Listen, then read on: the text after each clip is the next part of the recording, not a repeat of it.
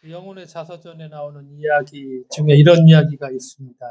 니코스 카잔차께서는 어릴 때 8월달, 8월을 매우 좋아했습니다. 8월은 포도와 무화과, 참외와 수박을 가져다 주었고, 마을 사람들이 한데 모여 포도를 따고, 또 그 포도를 밟고, 포도주를 짜내는 과정이 어린 카잔차키스에게 즐겁고 신나는 일이었다. 그는 그렇게 적고 있죠. 포도가 술이 되고 멀쩡했던 어른들이 취하는 모습이 신기하기도 했고, 건포도를 만들기 위해서 집집마다 헝겊을 깔아놓고 포도를 햇볕에 말리는 모습은 어린 카잔차키스에게 아주 자기에게 인상적이었다. 이렇게 그가 적고 있습니다. 그런데 어느 8월 15일 성모 마리아의 축일에 저 멀리 지평선에 소리 없이 시커먼 구름이 일어나 다가오기 시작을 했고, 포도를 말리던 마을 사람들은 전부 그 구름에 눈을 떼지 못했습니다. 그 중에 어느 이웃 사람이 구름을 손으로 가리키며 한마디 합니다. 제기랄, 틀림없이 한바탕 퍼붓겠구나. 그러자 신앙심이 깊은 노인 한 분이 이렇게 얘기를 합니다. 그렇게는 안 되지. 성모님이 가만히 구경만 하진 않을 테니까 오늘은 성모님의 축일이라고. 그러나 이 노인의 믿음과는 다르게 어느새 하늘은 먹구름으로 뒤덮였고 큼직하고 미지근한 그런 빗방울이 떨어지더니 1년 내내 먹으려고 널어놓은 포도 위로 사정없이 비가 쏟아 부었습니다. 하수구가 넘쳐서 길바닥은 물이 강처럼 흐르고 포도밭마다 탄식의 소리가 여기저기서 들려오고 통곡의 울음바다 속에서 카잔차키스의 건조정에 있던 포도도 전부 다 물에 휩쓸려 떠나가 버리고 말았고, 그 책에 보니까 카잔차키스가 막 아버지에게 달려가서 이렇게 외칩니다. 아버지, 포도주가 다 없어졌어요. 큰 소리로 이렇게 외치니까 아버지가 이렇게 대답합니다. 시끄럽다. 우리들은 없어지지 않았어. 카잔차키스는 이렇게 말을 합니다. 나는 그 순간을 절대로 잊지 못한다. 나는 그 순간이 내가 인간으로서 위기를 맞을 때마다 위대한 교훈 노릇을 했다고 믿는다. 나는 욕이나 애원도 하지 않고 울지도 않으면서 문간에 꼼짝 않고 침착하게 서 있던 아버지의 모습을 항상 기억했다. 꼼짝 않고 서서 재난을 지켜보며 모든 사람들 가운데 아버지 혼자만이 인간의 위험을 그대로 지켰다. 영혼의 자서전에서 이렇게 짧게 쓴 글을 읽었습니다. 혼란한 사회죠. 힘든 시간들이고, 그런데 이 상황 속에서 욕이나 애원도 하지 않고 울지도 않으면서 침착하게 사태를 살피고 성찰하는 것, 이거 정말 우리에게 필요한 일이겠구나. 우리가 이렇게 인간의 위험을 지킬 수 있을 적에 역사의 수레바퀴가 밤낮 제자리를 돌고 있는 것처럼 보이지만, 그러나 역사는 한 발 한 발 앞으로 진보해 갈 수 있다 하는 생각이 들었고, 그리고 사람도 우리도 이렇게 우리가 위험을 지킬 적에 좀 더 고귀한 자리로 우리가 올라갈 수 있다는 것, 우리가 이 재난 앞에서 어떤 자세를 갖고 있는가, 또 이태원 참사 1주기를 맞이하면서 우리가 어떤 자세를 가질 것인가 하는 생각을 조금 더 깊이 한번 이 글을 읽으면서 해볼 수 있었습니다. 오늘 본문 설교를 준비를 하면서 그 이동순 시인의 내가 몰랐던 일이라는 시가 있더라고요. 이 시를 읽어보니까 이제 우리가 산행을 하잖아요. 산행을 해서 소박한 즐거움을 얻는데, 그런데 그 소박한 즐거움이 대가가 따랐다는 거. 내가 미처 깨닫지 못했는데 이제 깨달았다는 거. 이동순 시인 내가 몰랐던 일 이렇게 시작을 합니다. 내가 기운차게 산길을 걸어가는 동안 저녁밥을 기다리던 수백 개의 거미줄이 나도 모르게 부서졌고, 때마침 오솔길을 횡단해 가던 작은 개미와 메뚜기 투구벌레의 어린 것들은 내 구둣발 밑에서 죽어갔다.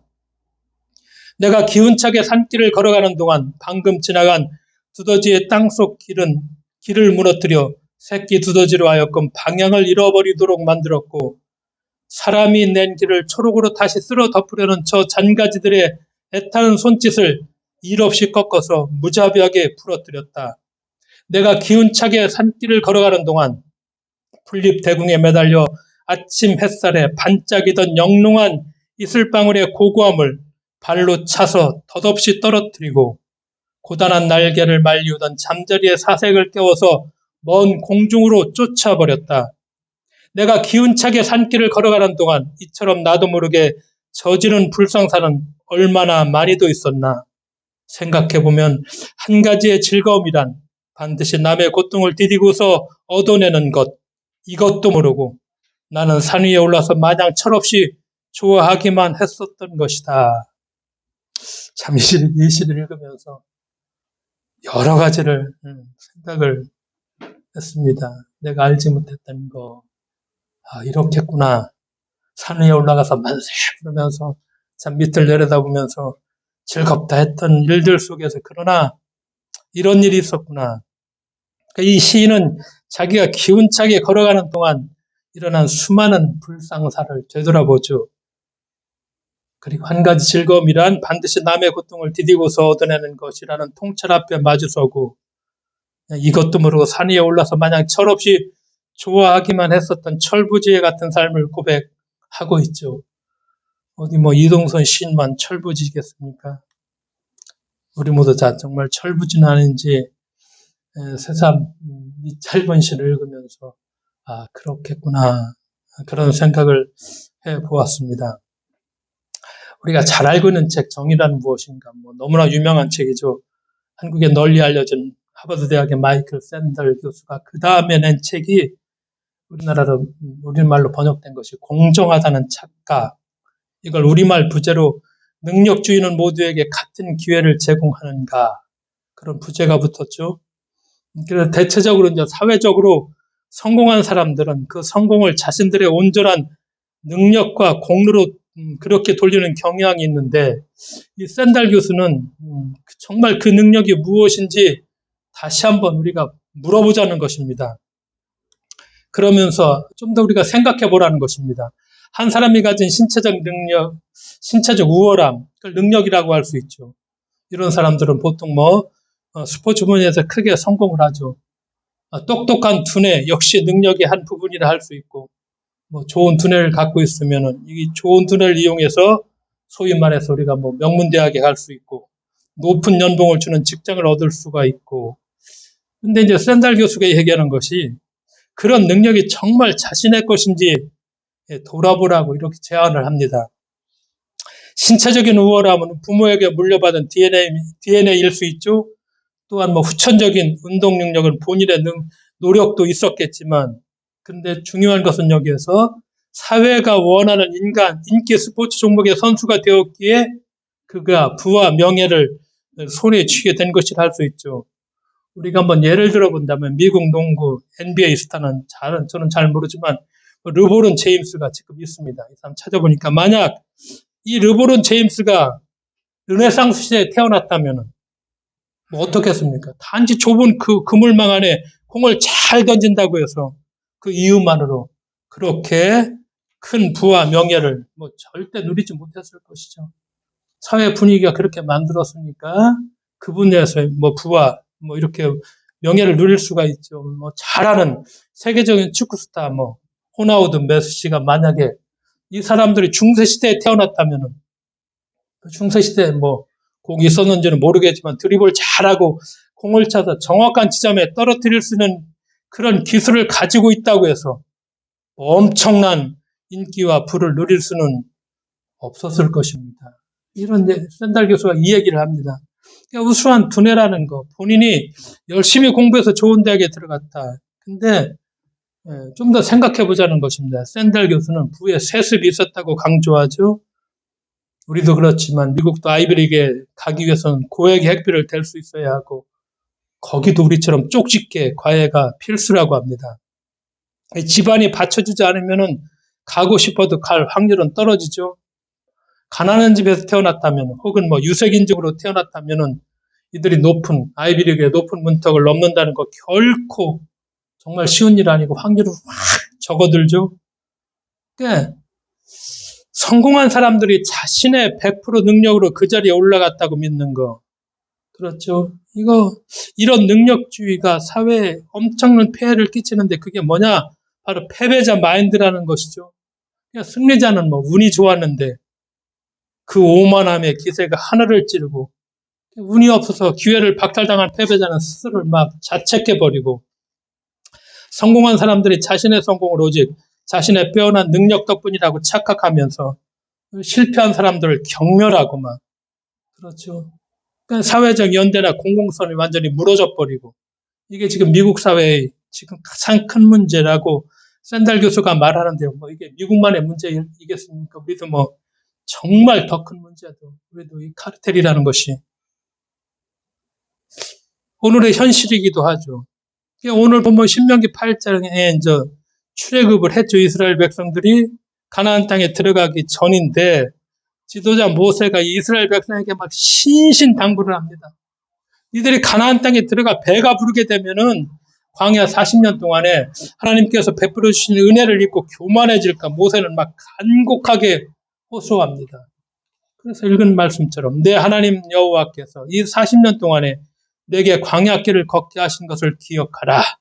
너를 낮추시며 너를 줄이게 하시며 또 너도 알지 못하며 내 조상들도 알지 못하던 만나를 내게 먹이신 것은 사람이 떡으로만 사는 것이 아니요 여호와 입에서 나오는 모든 말씀으로 사는 줄을 내가 알게 하려 하심이니라.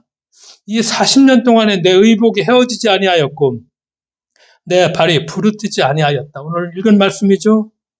광야 40년 동안 광야 생활 고달팠겠죠. 고단했겠죠. 그러나 그 세월에 하나님의 은혜로 이스라엘 백성이 니들이 의복이 헤어지지 아니하였고 발이 부르뜨지 아니하였다. 하나님께서 이런 은혜를 베푸셨다. 모세가 요 말 뒤에 계속해서 다시 얘기를 하죠. 막 걱정이 그칠 줄 몰라. 젖과 꿀이 흐르는 땅에 들어가면은 이스라엘 백성이 아무래도 이제 변할 것 같다는 거예요. 다시 한번 간곡하게 호소하죠. 이어지는 말씀에 내 하나님 여호와께서 너를 아름다운 땅에 이르게 하시나니 내가 먹을 것에 모자람이 없고 내가 아무 부족함 없는 땅이며 내가 먹어서 배부르고 내 하나님 여호와께서 옥들을 내게 주셨으므로 말미암아 그를 찬송하리라. 그러나 내가 먹어서 배부르고 아름다운 집을 짓고 거주하게 되며 또 내 소와 양이 번성하며 내 은금이 증식되며 내 소유가 다 풍성하게 될 때 내 마음이 교만하여 내 하나님 여호와를 잊어버릴까 염려한다. 본문 말씀 이어지는 말씀이 그런 말씀이 계속 나오는데 그래서 이제 모세는 이 교만을 경고하기 시작합니다. 이렇게 두 번 말하고도 아직도 이게 안심이 되잖아. 그러니까 모세가 다시 한번 이제 강한 어조로 다시 한번 이스라엘 백성에게 호소하죠. 경고합니다. 여호와는 너를 애굽 땅에서 종되었던 집에서 이끌어내시고 너를 인도하여 그 광대하고 위험한 광야를 지나게 하셨으며 내게 복을 주었다. 그러나 내가 마음에 이르기를 내 능력과 내 손의 힘으로 내가 이 재물을 얻었다 말할 것이라. 결국은 네가 잘나서 내가 잘나서 이걸 얻었다. 이것을 걱정하죠. 그러면서 다시 내 하나님 여호와를 기억하라. 내가 만일 내 하나님 여호와를 잊어버리고 다른 신들을 따라 그들을 섬기며 그들에게 절하면 내가 너에게 증거하노니 너희가 반드시 멸망할 것이다. 8장 신명기 14절에 19절의 말씀. 모세의 마지막 경고죠. 근데 우리가 살다 보면은 불길한 예감이라는 것은 왜 그렇게 잘 맞는 것일까? 참 잘 맞죠. 그렇게 신신당부했으나 이스라엘 백성은 결국 내 능력과 내 손의 힘으로 내가 이 재물을 얻었다고 우쭐대면서 하나님을 잊어버렸고 결국 패망하여 다시 아시리아, 바벨론의 노예가 되고 말았고 그때부터 2000년을 흩어져 살았다가 오늘 다시 자기네 나라 팔레스타인들을 다 쫓아내고 자기네 나라를 차지했지만 오늘 우리가 보는 것처럼 이스라엘 전쟁 엄청난 민간인들이 죽어가고 있죠. 이런 사태를 결국 이런 역사적인 과정을 통해서 오늘도 그들이 다시금 이런 실수를 한다고 되풀이한다고 할까? 후에 이 일을 두고 호세아 선지자가 이렇게 얘기합니다. 하나님을 이렇게 탄식합니다. 하나님이 그 목장에서 풀을 뜯어 배가 부르자 이렇게 우쭐대다가 이 백성이 나를 잊었다. 호세아서 13장 6절에 그렇게 말씀을 합니다. 신약 성경의 복음서에 오면은 이제 사람들이 그 부모들이 어린아이를 데리고 예수께 와서 이제 축복해 달라고 하죠. 그런 말씀이 나오죠. 그러니까 제자들이 막 이 부모를 꾸짖고 다 내어 쫓죠. 어린아이들이 이제 어떤 그 사람 축에 이제 장성한 사람 축에 끼지 못하는 그렇게 취급을 했죠. 그러니까 이 바쁜 와중에 뭘 애들을 데리고 오느냐 하면서 꾸짖어서 그들을 내쫓죠. 예수님께서 제자들의 이 모습을 보죠. 그러면서 예수님이 온전하시며 이게 직역을 하면 화를 내셨다. 그리고 제자들에게 말씀하죠. 어린이들이 내게 오는 것을 막지 말라. 그냥 두어라. 하나님의 나라는 이런 어린아이들과 같은 사람들의 것이다.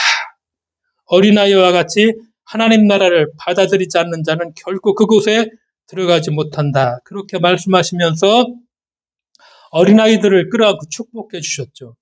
하나님의 나라가 잘난치 않은 사람들, 교만한 사람들, 위선자들은 그 나라에 들어갈 수 없다는 것이죠. 우리 앞에 하나님 나라가 다가오지만 그런 사람들은 결코 하나님 나라를 받아들일 수 없다. 이렇게 말씀할 수도 있습니다. 하나님 나라가 내가 잘나서 내 능력으로 그렇게 들어가는 나라는 결코 아니죠. 우리가 인간 세상에서 업적이나 경력 이걸 다 내세우죠. 이게 보증수표죠. 근데 하나님의 나라는 그렇게 인간의 업적이나 경력을 내세워서 들어갈 수 있는 그런 나라가 결코 아니죠. 그러니까 세상의 평가라는 것은 그 사람의 업적만 보죠. 그래서 우리가 어릴 적에 위인전을 많이 보면은 주로 어떤 사람들이죠. 왕, 장군, 유명한 학자, 공통점은 딱 하나, 업적을 많이 남긴 사람들. 근데 교회 공동체가 만약에 어떤 걸 평가한다면, 사람들을 평가한다면 우리가 평가라는 게 우습지만 어떤 업적을 남긴 사람인가, 이게 아니라 그 사람이 어떻게 살았는가. 그렇죠? 어떻게 살았는가. 사람이 익숙해지면은 고마움을 모르죠. 이게 문제입니다. 이게 조심하고 또 조심해야 됩니다. 익숙해지면은 처음에는 고마워하다가 감사하다가 3번, 4번, 5번 이게 익숙해지면은 이게 고마움을 금방 잊어버리고. 그렇죠? 우리가 익숙해진 건 없는가? 왜 나도 모르게 익숙해집니다. 성찰하지 않으면 나도 모르게 익숙해지니까 우리가 성찰하고 내가 혹시 익숙해진 건 없는가? 자꾸 자기를 살펴봐야 됩니다. 사랑도 은혜도 그렇죠. 익숙해지면 잊어버리고 고마움을 알지 못하죠. 호의가 반복되면 그걸 권리인 줄 알고 우리가 착각해버립니다. 우리는 오늘도 햇빛과 바람과 비와 나무들 때문에 숨쉬고 이름 모를 수많은 이웃의 보이지 않는 손의 수고로 소중한 일상을 유지하며 그렇게 살아가죠. 그럼에도 우리가 이 모든 것이 내 능력과 그렇죠. 내 노력 때문이라고 착각하고 자기 도취에 빠져서 살 때가 참 많죠. 우리가 고대 인도에 보면은 무굴 제국 잘 알고 있을 것입니다. 인도에 무굴 제국이라는 나라가 그 제국이 있었죠. 거기에 왕 중에 아크바라라는 지혜의 왕, 인도 사람들한테는 이분이 제일 유명한 왕인데 가장 이상적인 왕으로 지금도 이 무굴 제국의 아크바르가 추앙을 받고 있는데 아크바르가 이제 지혜의 왕인데 전해오는 이야기가 어떤 얘기가 전해오냐면은 아크바르 왕이 처음부터 지혜를 타고난 것이 아니었다는 것이죠. 아크바르는 지혜를 얻기 위해서 그 나라에서 가장 뛰어난 현자들을 뽑아서 늘 곁에 두었다고 합니다. 9명의 현자들에게 가르침을 받아 지혜를 깨우치려고 늘 노력을 했습니다.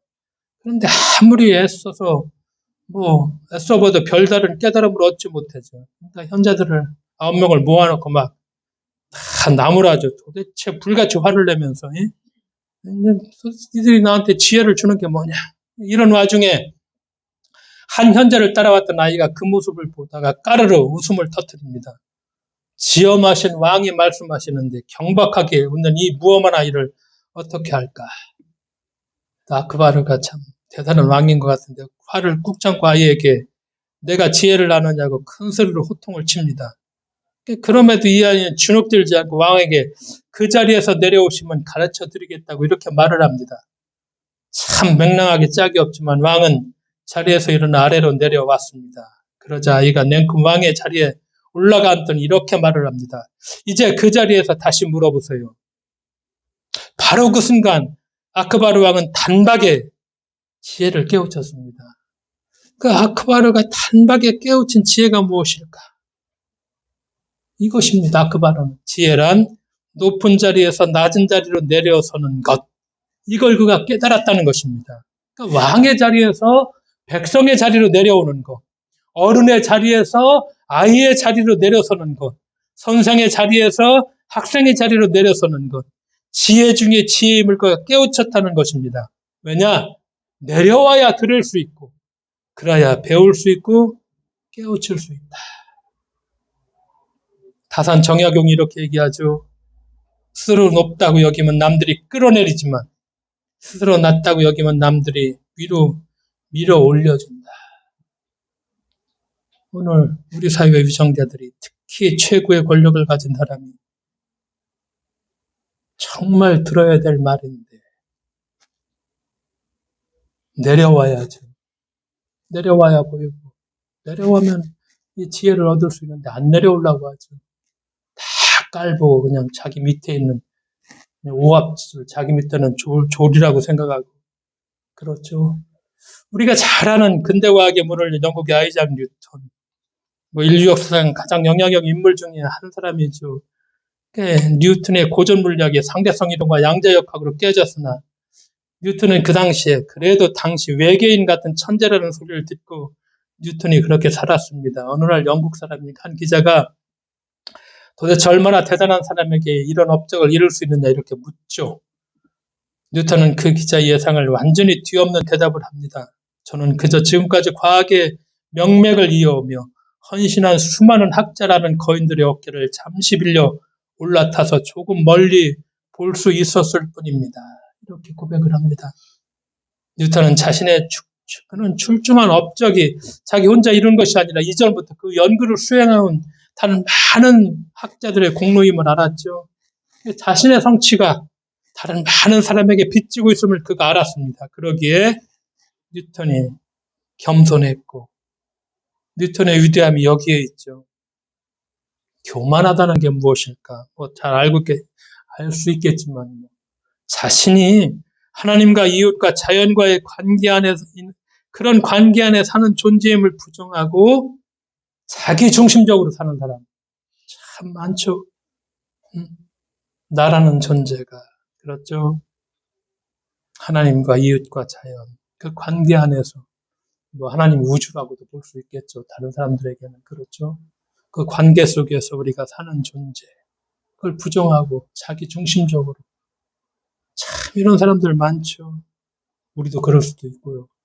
자기 중심적으로 사는 사람들 이게 바로 교만이죠. 그러니까 겸손이라는 것은 교만의 반대죠. 근데 오늘 읽은 신명기의 말씀에 의하면 겸손은 뭐냐? 만날 주신 하나님의 은혜를 기억하는 것. 기억하는 것. 반복하지 않는 것. 우리가 어떤 것들이 반복 때문에 그냥 잊어버리는데 그러나 늘 처음에 그 사랑. 처음에 가졌던 그 마음. 그렇죠? 베풀어졌던. 익숙하지 않도록 우리가 기억하는 것이죠. 파라오의 압제와 학대에서 해방되어 왕야 40년 동안 의복이 헤어지지 않고 발이 부르트지 않게 돌보신 하나님의 은혜를 기억하는 것. 그것이 겸손이다. 그러니까 사도 바울은 그렇게 표현하죠. 내가 된 것은 하나님의 은혜다. 그런 고백을 합니다. 너무나 잘난 사람이라 나중에 깨우쳐 보고 나니까 그렇구나. 내가 나 된 것은 정말 하나님의 은혜다. 그러니까 우리가 성경을 눈을 싣고 어떤 성경을 찾아보더라도 성경이 내 능력주의, 내 능력, 내 공로 이런 사상을 찾아볼 수가 없죠. 그래서 나 된 것은 하나님의 은혜다. 이렇게 고백을 합니다. 그러니까 성경 어디에도 우리가 보는 것처럼 능력주의나 내 공로 사상 있을 수가 없죠. 시편 1편 1절 잘하는 말씀처럼 복 있는 사람은 악인들의 꾀를 따라가지 아니하며 죄인의 길에 서지 아니하며 오만한 자리에 거기에 앉지 아니한다. 이런 사람이 정말 복 있는 사람이고 시편 기자가 고백하는 것처럼 여호와께서 겸손한 자를 붙드시고 악인들은 땅에 엎드려뜨리시니 그러므로 오만한 자들이 주의 목전에 서지 못할 것이라 이렇게 고백하죠. 우리가 잘 알고 있는 잠언 말씀처럼 교만은 멸망의 선봉이고 겸손은 존귀의 길잡이다. 미가에 보면 미가 선지자가 구약 성경을 딱 이렇게 한 구절 세 가지 말씀으로 요약하죠. 사람아, 주께서 선한 것이 무엇임을 내게 보이셨나니 여호와께서 내게 구하는 것은 오직 정의를 행하며 인자를 사랑하며 겸손하게 네 하나님과 함께 행하는 것이 아니냐. 구약 성경에 수많은 것들이 있지만 그러나 미가 선지자는 하나님께서 정말 너한테 구하는 것은 네가 정의를 행한다는 것, 인자를 사랑한다는 것은 우리가 자비로운 삶, 그렇죠. 인애로운 삶을 살아간다는 것이죠. 그러면서 겸손하게 하나님과 함께 행하는 것, 이것이 바로 정말 하나님께서 원하는 것이다. 구하는 것이라 말씀하시죠. 그래서 하나님은 교만한 자는 당연히 물리치시고 겸손한 자에게 은혜를 베풀어 주신다. 주님이 그렇게 말씀하죠. 나는 마음이 온유하고 겸손하다. 그래서 자기를 높이는 자는 낮아지고 자기를 낮추는 자는 높아지게 되리라 말씀하죠. 우리가 잘 알고 있는 아프리카 이야기, 영국 기자가 아프리카 아이들을 다 줄을 모아 세워놓고 반대쪽에 맛있는 딸기를 가득 채운 광주를 거기다 놓고서 제일 먼저 도착하는 사람이 딸기를 먼저 먹을 수 있는 거다. 달리기를 시켰죠. 당연히 키가 크고 날렵한 아이가 제일 먼저 도착해죠. 근데 1등을 하고도 딸기에 손을 대지 않죠. 다 기다립니다. 마지막에 가장 어리고 약한 아이가 도착하니 그때 함께 딸기를 나누어 먹죠. 그럼 이 기자가 잘 이해가 되지 않죠. 참 신기하기도 하고. 그래서 앞서 도착한 아이들에게 왜 먼저 먹지 않았냐고 물으니까 아이들이 서로 얼굴을 바라보면서 환히 웃으면서 합창하듯 우분투. 아프리카 말이죠. 남아프리카 전통적인 철학이고 사상이죠. 우분투. 내가 있기 때문에 내가 있다. 당신이 있기 때문에 내가 있다는 거. 그렇죠. 옆에 내가 있기 때문에 내가 있다. 인간이 혼자가 아니라 서로 연결되어 있어서 그래서 아픔을 나누고 150명이 넘는 사람들이 죽어갖고 그 아픔이 내 아픔이 되어야 되는데 진정한 사과 한마디도 없고 정말 냉혈하다는 걸 느낄 수가 있죠. 나 혼자 내 능력으로 성공해서 모든 것을 독차지하겠다는 그런 교만. 이제는 그런 교만을 깨어버리고 모두가 같이 함께 기쁨을 누리고 행복해지는 길, 이런 길을 우리가 선택해서 우리가 이 길을 걸어가야 한다는 것. 조금만 눈을 들어서 우리가 하나님의 창조 세계를 바라보면 어느 것 하나 자신의 힘으로 혼자 잘났다고 우쭐대지 않죠. 오직 인간이 문제죠. 오늘 내가 숨쉬고 살 수 있으면 수천 수만 년을 묵묵히 자리에서 우리의 삶을 지탱해주는 대자연이 모든 것을 우리에게 내어주기 때문이죠. 그래서 우리가 오늘도 고맙게도 하루하루 살 수 있죠. 참 나이가 들어갈수록 하루하루 산다는 게 정말 은혜고 감사하다. 이런 고백이 절로 나옵니다. 정말 능력주의라는 거, 내 능력이라는 거. 그런 건 정말 그런 교만함은 발을 좀 붙이지 못하게 하고서 겸손이 필요하죠. 겸손이라는 것이 단순한 도덕이 아니죠. 겸손은 우리의 신앙이고 광야 같은 인생길에서 만나를 주신 하나님의 은혜를 기억하는 겸손은 낮은 자리에서 다른 모든 생명을 존중하며 자신을 높이려 하지 않고 더불어 살아가려는 상생과 공존의 지혜죠. 그래서 겸손이 참된 영성의 실천입니다. 앞에 시에서는 이동순 시인의 내가 몰랐던 일, 뒤에 요시와 같이 대를 이룬다고 할까? 이기철 시인은 그렇게 하겠습니다. 나는 짧은 시가 있는데 이기철 시의 그렇게 하겠습니다. 이걸 결론으로 맺어보도록 하겠습니다. 이렇게 시작합니다. 내 걸어온 길 뒤돌아보며 나로 하여 슬퍼진 사람에게 사죄합니다.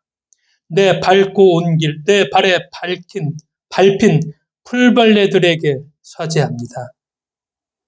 내 무심코 던진 말 한마디에 상처받으니 내 길 건너며 무표정했던 이웃들에 사죄합니다. 내 작은 암, 크게 전하지 못한 교실에, 내 짧은 지식, 신념 없는 말로 강요한 학생들에 사죄합니다. 또 내일을 맞기 위해선 초원의 소와 순한 닭을 먹어야 하고 들판의 배추와 상추를 먹어야 합니다. 내 한 포기 꽃나무를 심지 않고 풀꽃의 아름다움만 탐한 일 사죄합니다. 저 많은 햇빛 공짜 공으로 쏘이면서도 그 햇빛에 고마워하지 않았던 일 사죄합니다. 살면서 사죄하면서 사랑하겠습니다. 꼭 그렇게 하겠습니다. 이렇게 이 시가 매듭을 짓는데 우리도 한번 마음속으로 꼭 그렇게 하겠습니다. 나도 꼭 그렇게 하겠습니다. 그런 고백이 우리들의 고백이 되어야만 하겠습니다. 기도하겠습니다. 하나님 아버지 감사드립니다. 참 몰랐던 일이 많이 있었고 내가 산에 올라가서 야호 만세 부르지만은 내가 걸어온 그 길에 참 깨닫지 못했던 거 오늘도 많은 것들의 은혜로 내가 하루를 살 수 있음 고백하고 감사하며 또 사죄하며 사랑을 실천하며 살겠다는 우리들의 다짐을 주님 실천할 수 있도록 주께서 용기를 주실 것을 믿으며 예수님의 이름으로 기도드리옵나이다. 아멘.